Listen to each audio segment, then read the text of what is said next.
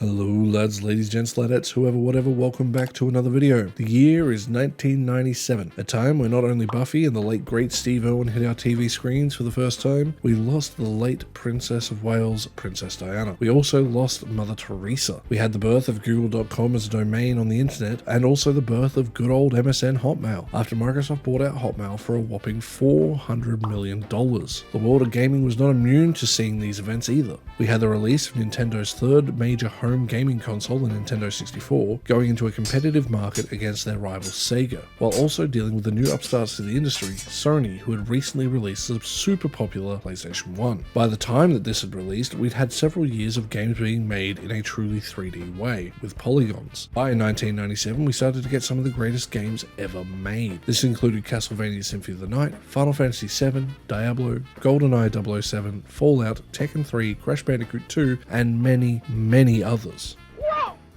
A little game by the name of Croc, Legend of the Gobbos, released for the PlayStation, Saturn, and home computer. Developed by British developer Argonaut Games and published by Fox Interactive, Croc released to relatively decent scores from critics, depending on what system you played it on. It went on to sell well over 3 million copies, which is actually impressive when you consider it outsold the original Silent Hill. Now, you might have had a slight pause when I mentioned the developers, Argonaut Games, as they made everyone's favourite PS1 Hagrid. The studio was founded in 1982, but sadly they went defunct in 2004.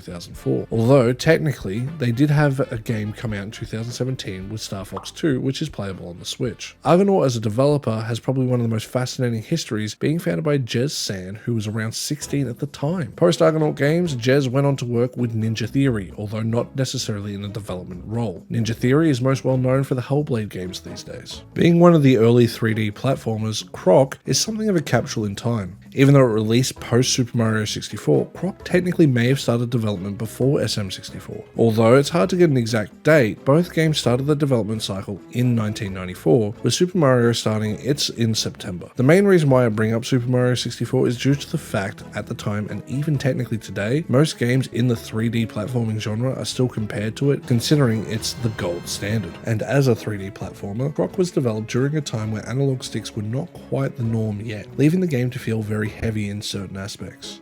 It is using what you would consider tank controls, but it's more like driving a motorbike. You can go left and right while running at full speed, however, you're not going to be able to do a 90-degree turn on the spot. Compared to more modern movement, it is a little stiff, but it is something you'll definitely get used to. You can strafe left and right to help get a little more precision if needed. Understand you're not going to be doing this necessarily in fluid motion. So other than running around, Croc, the cutest little guy, will need to jump, tail whip, swim, and butt slam his way to saving the Gobbos from our villain of the story, Baron Dante. Baron Dante, however, isn't the only enemy our little guy will run into. There is a rather large range of enemies, which is pretty surprising for an early PS1 title. Well, relatively early. From burrowing worms to Dantinis, crabs, and many others, Croc has his work cut out for him along his journey. Beyond these enemies, you'll need to solve puzzles and avoid general world hazards such as lava, pitfalls, and falling platforms. While doing this, you'll need to collect a myriad of items, including keys, hearts, jigsaw pieces, and crystals. Crystals are the interesting thing, as we'll be collecting them the most. With every 100 we collect, we gain an extra life, just like the coins in Mario. They also function like the rings in Sonic, where you are allowed to take a hit before outright losing a life, as long as you have some. The majority that you collect are known as white crystals, while there are also coloured crystals that are hidden around the levels. They are required to ensure you can save all Gobbos and make sure you get 100% completion. There are 5 in total, and these coloured crystals are red, green, blue, yellow, and purple, basically a straight rip-off of the Chaos Emeralds from Sonic the Hedgehog. So up to this point, we wouldn't consider the game to be doing anything new or innovative. So why did it do so well? Why is it a much loved game? Well, beyond just how adorable Croc is, and the rose-tinted glasses we use to look at him, the game has a really solid foundation. The overall look and feel of the game is basically timeless. Its use of bright colours and simple textures make the game have a charm that many of its contemporaries just didn't have. Instead of pushing for the best possible graphics, or even the smoothest gameplay at the time, Croc found itself in a unique position in the market, appealing to gamers of just about all demographics. This isn't to say the game didn't have a clear demographic, but like Pokemon, even though it's targeted towards a younger audience, it has a wonder to it that makes it enjoyable for all ages. For the most part, the game has a simple enough loop that just about anyone of any age can pick it up and master without any major hurdles. This isn't to say the game doesn't have its own challenges, but for the most part, you're not going to go crazy trying to achieve anything. This gives the game an overall kind of feeling like a Saturday morning cartoon. Adding to that feeling is the design of some of the characters. You'll notice they have rather large proportions, especially Croc. Croc has a very big head and a pretty small body, making him quite endearing. You'll also notice the Gobbos look like dust bunnies from a Studio Ghibli film. Now I do apologise, I probably mispronounced that, but I am a white Australian male, so, you know,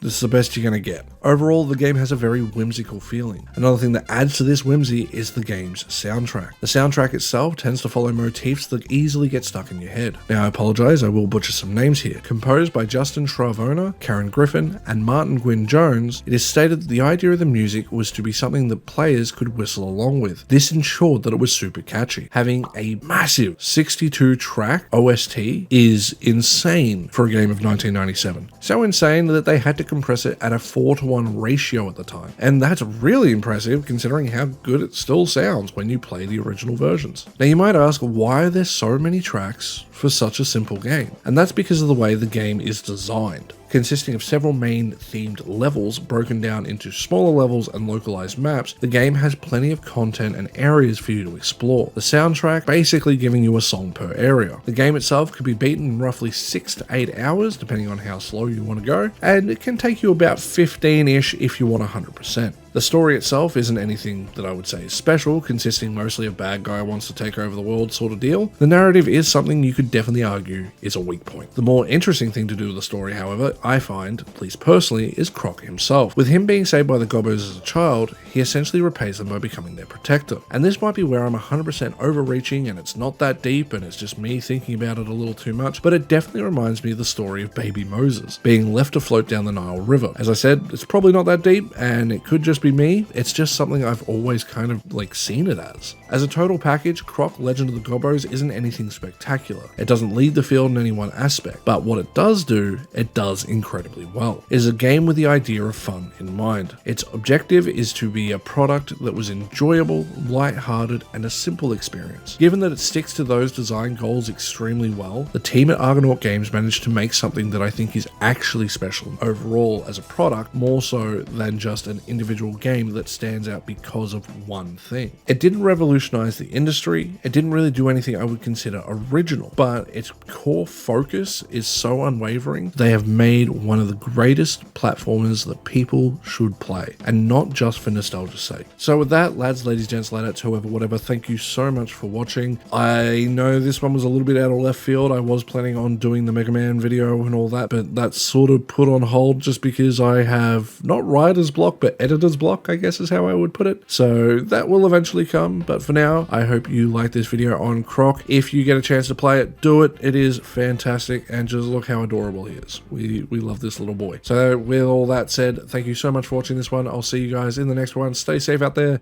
Bye.